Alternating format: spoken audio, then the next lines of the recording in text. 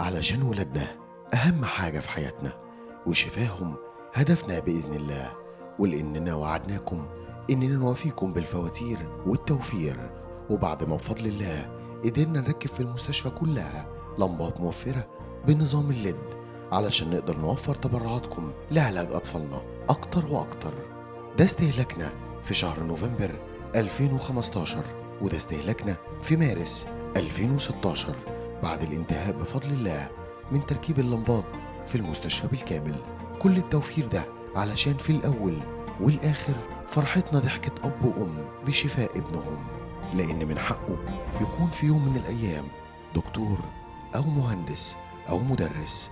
ولأن هدفنا إننا نكون نموذج للتغيير، فمش بس بنساعد في توفير الكهرباء، إحنا كمان بنساعد محطات الكهرباء تشتغل أقل وتستخدم مازوت أقل، ونقدر نقلل التلوث اللي بيسبب السرطان.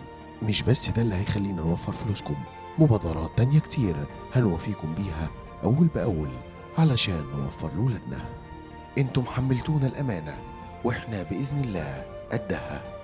مؤسسة مستشفى 57 مصر لعلاج سرطان الأطفال بالمجان.